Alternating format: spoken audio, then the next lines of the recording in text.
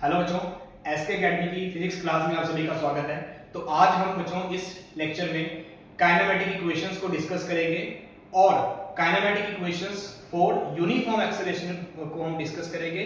तो इससे पहले बच्चों हम कुछ बेसिक कॉन्सेप्ट्स को जान लेते हैं कि जो हमारे यूनिफॉर्म मोशन को डिस्कस करने के लिए हेल्पफुल है। तो आइए पहले हम बेसिक कॉन्सेप्ट्स देख लेते हैं।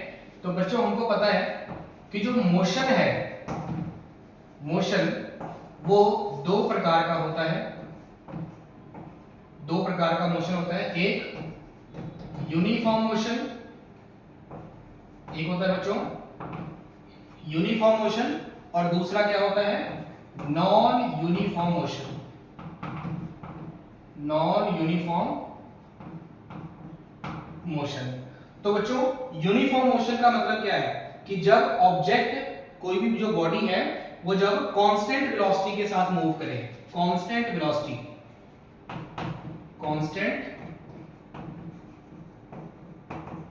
वेलोसिटी के साथ जब कोई बॉडी मूव करे तो वो क्या होती है बच्चों, यूनिफॉर्म मोशन। और वहीं नॉन यूनिफॉर्म मोशन क्या है, जब कोई बॉडी वेरिएबल वेलोसिटी के साथ मूव करे, वेरिएबल वेलोसिटी।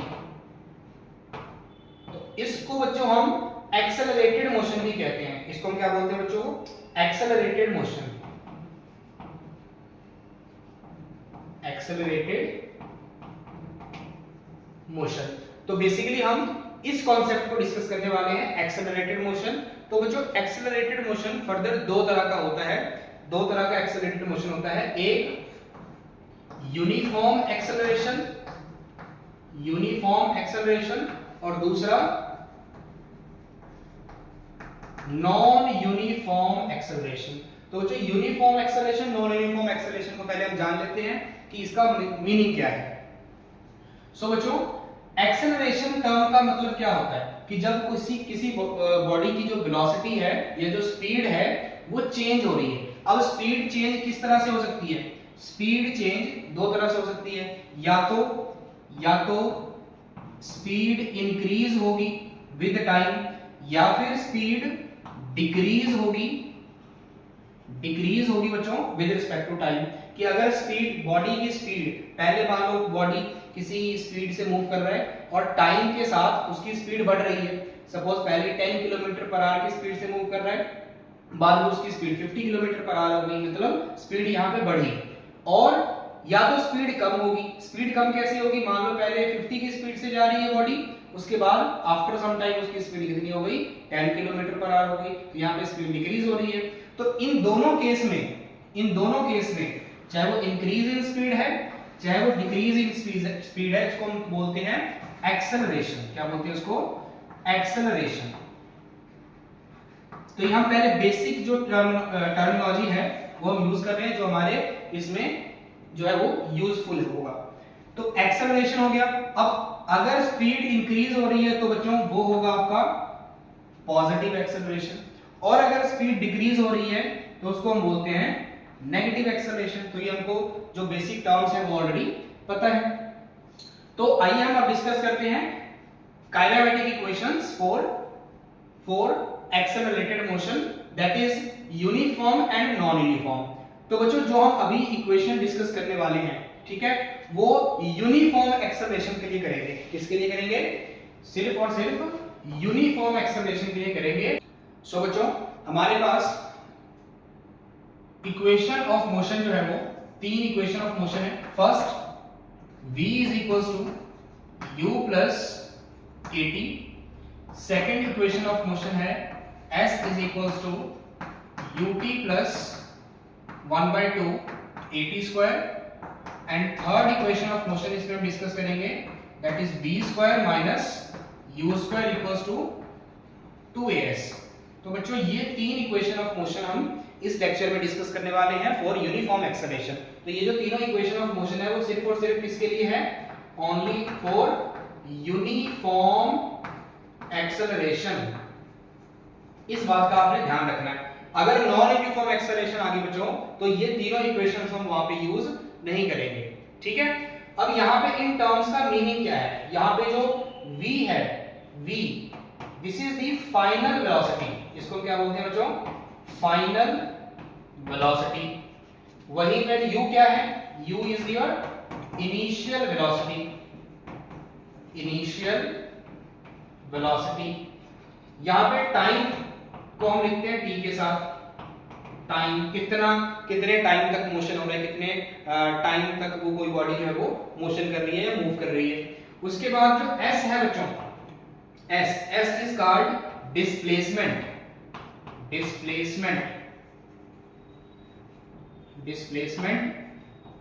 और a इज द एक्सेलरेशन। कौन सा एक्सेलरेशन, तो यूनिफॉर्म एक्सेलरेशन।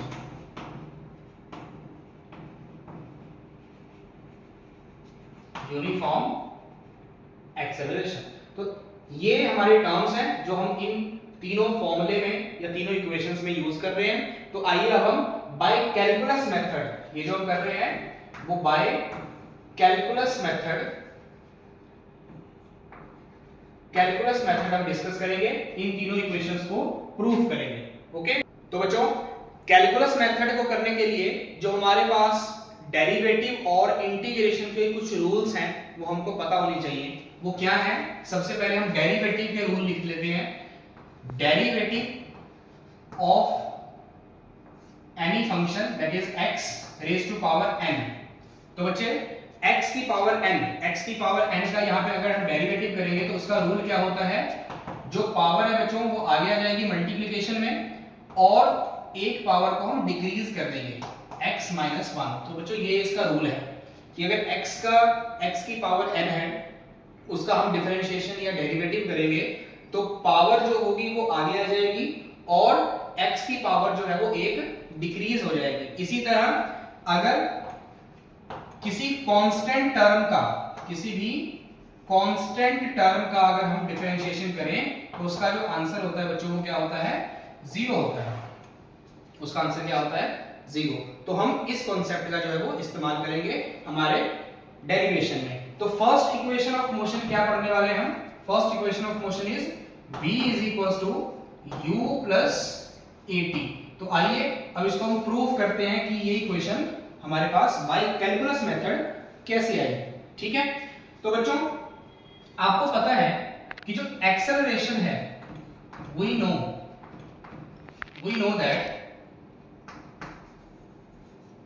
दैट एक्सेलरेशन जो है बच्चों क्या होता है, rate of change of velocity. Rate of change of velocity को हम एक्सेलरेशन बोलते हैं। तो a is equals to dv by dt। ये आपको पता है एक्सेलरेशन का मतलब क्या होता है, change in velocity with respect to time. Okay, तो यहां पे हम क्या करेंगे, इस dt के साथ इसको मल्टीप्लाई कर देंगे तो क्या बन जाएगा, a dt is equals to dv, a dt is equals to dv। और हमने यहाँ पे जो रूल्स लिखे हैं बच्चों वो डिफरेंशिएशन के रूल है, डेरिवेटिव के रूल है। इंटीग्रेशन का भी अगर हम रूल देखें तो इंटीग्रेशन का रूल क्या होता है, ये सिंबल है बच्चों इंटीग्रेशन का, x की पावर n का अगर हम इंटीग्रेशन करें विद रिस्पेक्ट टू x तो उसका फॉर्मूला क्या होता है, ये जो पावर है बच्चों x की पावर एक इंक्रीज हो जाएगी। अगर मान लो यहाँ पे पावर n है तो पावर एक इंक्रीज हो जाएगी that is n plus 1 divide by उतनी पावर नीचे आ जाएगी, n प्लस 1। और अगर बच्चों कांस्टेंट, मान लो कोई कांस्टेंट फंक्शन है उसका अगर हम डेरिवेटिव करते हैं तो बच्चों कांस्टेंट एज इट इज आएगा और साथ में यहाँ पे x से मल्टीप्लाई हो जाएगा। क्यों x से मल्टीप्लाई हो जाएगा, क्योंकि कांस्टेंट हम बाहर निकाल लेंगे इंटीग्रेशन के, कांस्टेंट इज अ कांस्टेंट।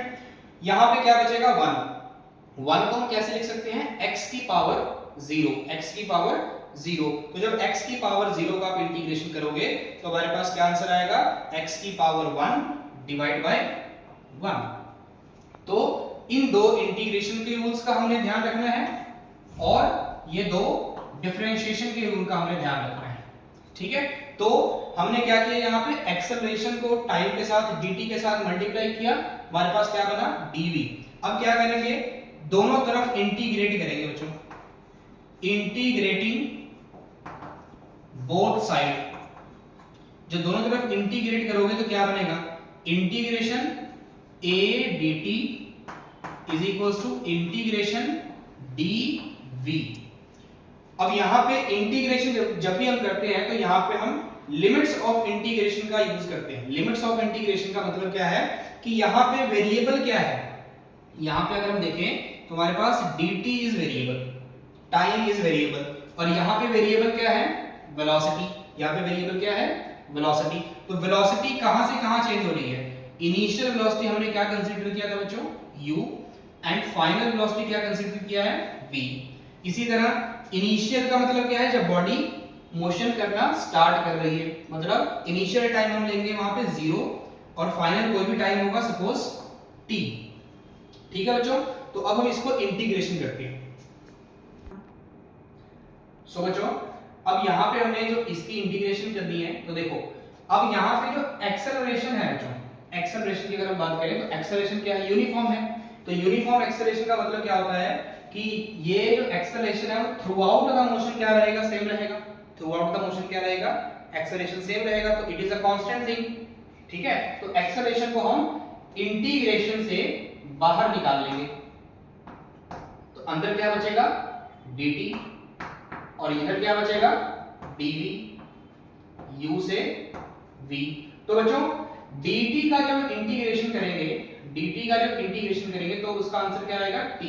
ये जो डेरिवेटिव है, डेरिवेटिव इससे इंटीग्रेशन जो है वो कैंसिल हो जाएगी, हमारे पास आंसर कितना आ जाएगा, t आ जाएगा। या फिर आप ऐसे भी कह सकते हो कि यहाँ पे क्या है 1, और 1 का इंटीग्रेशन करेंगे तो क्या आएगा, 1 का इंटीग्रेशन क्या होगा, ये कांस्टेंट है तो एक पावर इंक्रीज उतनी पावर नीचे। ठीक है, तो यहाँ पे क्या हो जाएगा, t।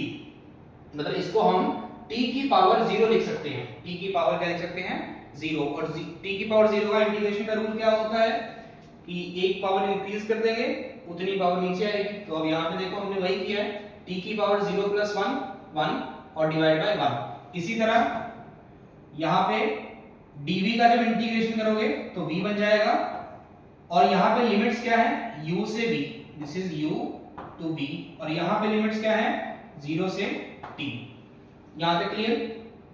ठीक है, अब क्या करेंगे, ये जो लिमिट्स है बच्चों ये हमने अब यहाँ पे सब्स्टिट्यूट करना है। तो लिमिट कैसे सब्स्टिट्यूट करते हैं, सबसे पहले अपर लिमिट पुट करेंगे यहाँ पे, तो t की जगह यहाँ पे t आ जाएगा, माइनस फिर यहाँ पे लोअर लिमिट पुट करेंगे, t की जगह यहाँ पे 0 आ जाएगा, इज इक्वल्स टू यहाँ पे अपर लिमिट v की जगह v, और फिर लोअर लिमिट क्या पुट करेंगे यहाँ पे u।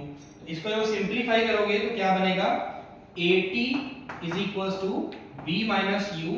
अब बच्चे ये यहाँ पे v जो u है वो नेगेटिव में है, जब इसको आप लेफ्ट हैंड साइड लेके आओगे तो क्या बन जाएगा, u plus at is equals to v। तो इसका मतलब जो फाइनल वेलोसिटी है वो initial velocity plus acceleration multiply by time के बराबर है। So this is our first equation. Okay, अब आइए सेकंड इक्वेशन को हम प्रूव करते हैं। सो बच्चों सेकंड इक्वेशन ऑफ मोशन क्या है आपके पास, s is equals to ut plus half at square. मतलब जो डिस्प्लेसमेंट है वो initial velocity multiply by time plus 1/2 times acceleration into time का स्क्वायर, ये हमें प्रूव करना है। तो बच्चों इसके लिए अगेन आपको पता है कि जो वेलोसिटी होती है, velocity it is change in position with respect to time. Change in position with respect to time मतलब किसी बॉडी में जब पोजीशन कह लो या फिर डिस्प्लेसमेंट कह लो, कि जब डिस्प्लेसमेंट में चेंज होगा टाइम के विद रिस्पेक्ट टू, तो उसको हम क्या बोलते हैं, वेलोसिटी।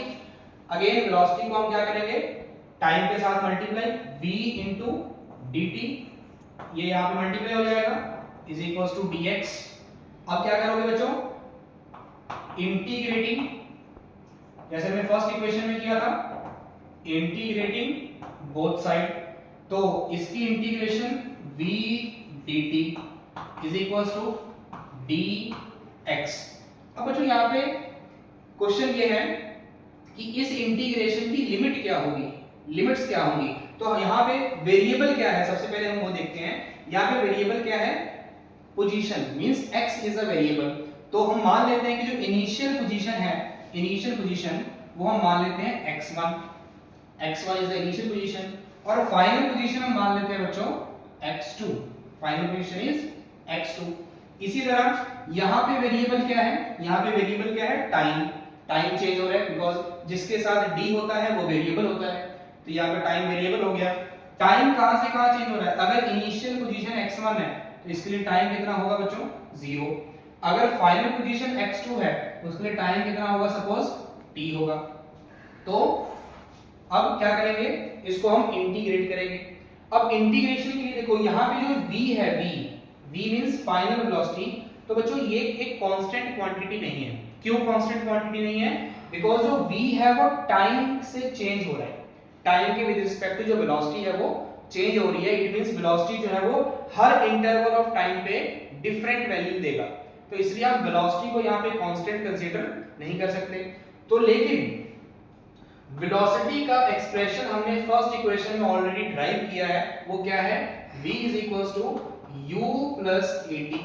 हम इसका इस्तेमाल करेंगे इस इक्वेशन में, इस इंटीग्रेशन में। तो आइए यहाँ पे ये वैल्यू पुट करते हैं, तो क्या बनेगा, integration from 0 to t, v की जगह हम रखेंगे u + at dt और is equal to integration x1 x2 और यहाँ पे क्या है, dx।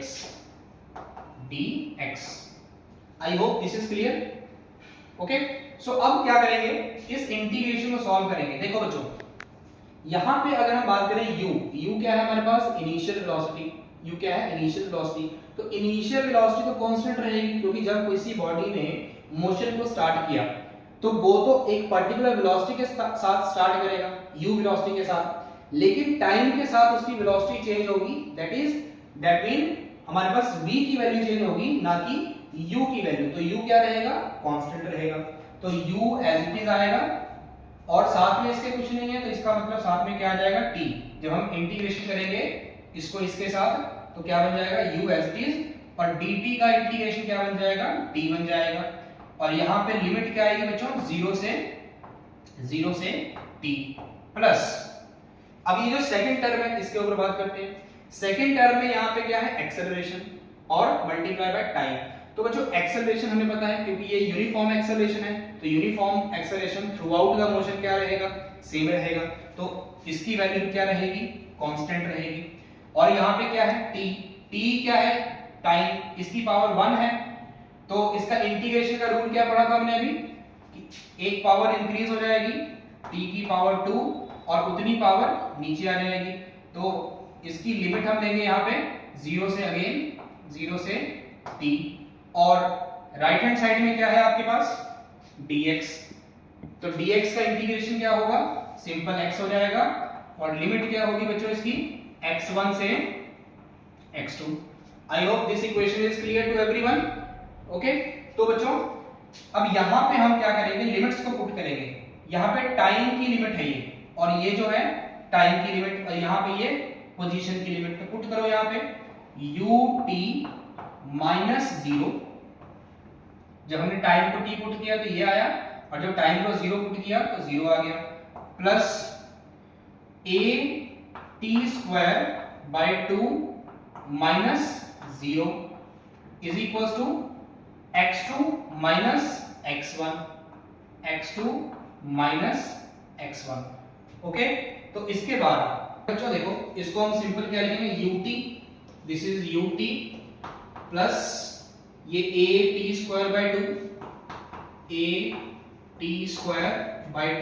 Is equal to x2 - x1। तो बच्चों ये जो x2 - x1 है, x2 - x1, this is change in position, final position minus initial position. तो इसको आप डिस्प्लेसमेंट भी कह सकते हो, बिकॉज डिस्प्लेसमेंट क्या होता है, final position minus initial position. तो क्या बनेगा, ut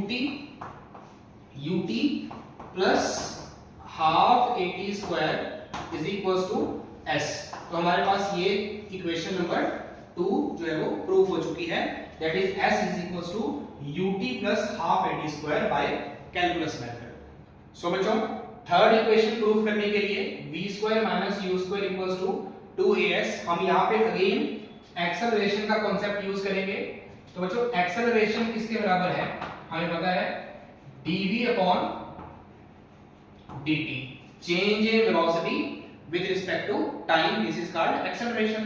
तो बच्चों इसको हम कैसे लिख सकते हैं, इस इक्वेशन को थोड़ा सा हमको मॉडिफाई करना पड़ेगा। तो acceleration a is equals to dv by dt, ठीक है।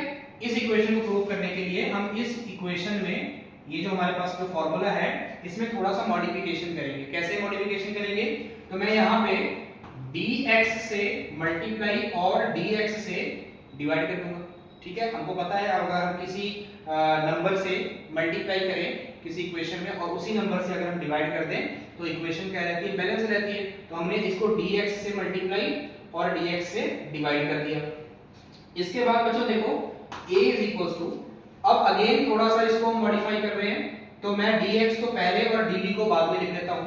कैसे, dx upon dt into dv upon dx। तो बच्चों मैंने बेसिकली क्या किया, मैंने इसको यहां पे लिखा और इसको यहां पे लिखा, है ना। ये वाली टर्म जो ऊपर वाली टर्म है इसको मैंने इंटरचेंज कर दिया, ऐसे मल्टीप्लाई में कर सकते हैं। तो आफ्टर मॉडिफिकेशन हमारे पास जो रिजल्ट बचा बच्चों a इज इक्वल्स टू, ये देखो ये क्या होता है, dx upon dt। dx upon dt is the rate of change of distance और you can say position with respect to time. तो इसको बच्चों हम वेलोसिटी लिख सकते हैं, change in position with respect to time is the velocity, that is v। और ये एज इट इज रहेगा dv अपॉन dx। तो क्या बनेगा हमारे पास, a इज इक्वल्स टू, इस dx को उधर ले जाओ, dx को इधर मल्टीप्लाई कर देंगे तो a dx is equals to v dv, ठीक है। मैंने क्या किया, dx से इधर मल्टीप्लाई किया और इधर क्या बचा v dv। अगेन आप क्या करेंगे, इंटीग्रेटिंग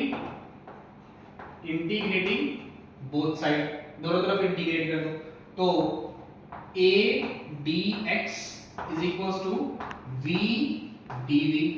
अब बच्चों यहाँ पे इंटीग्रेशन की लिमिट कैसे सिलेक्ट करेंगे, लिमिट कैसे रखेंगे, यहाँ पे हमें दिख रहा है कि जो वेरिएबल क्वांटिटी है वो क्या है, x। x is the variable quantity, means position change हो रही है। तो पोजीशन हम कहां से कहां कंसीडर कर लेते हैं, इनिशियल पोजीशन इज x1 और फाइनल पोजीशन इज x2। और यहाँ पे वेरिएबल क्या है, क्या चेंज हो रहा है, तो वेलोसिटी चेंज हो रही है। तो वेलोसिटी कहां से कहां चेंज हो रही है, इनिशियल वेलोसिटी u थी और फाइनल वेलोसिटी v हो गई, ठीक है।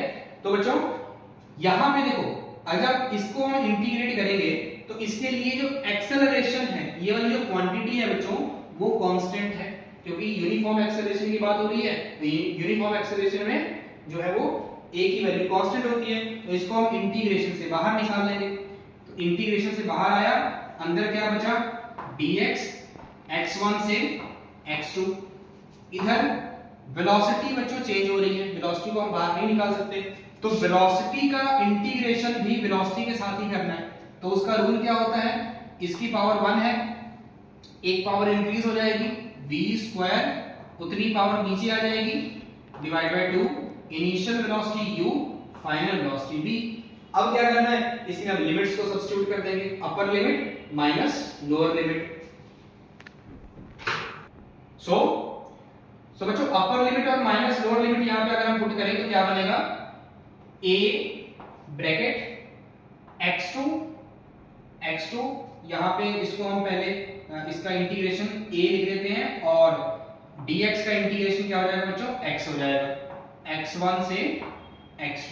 तो यहां पे जब लिमिट पुट करेंगे तो क्या बनेगा, a x2 minus x1 is equals to, यहां पे जब लिमिट पुट करेंगे तो v square divide by 2 minus u square divide by 2।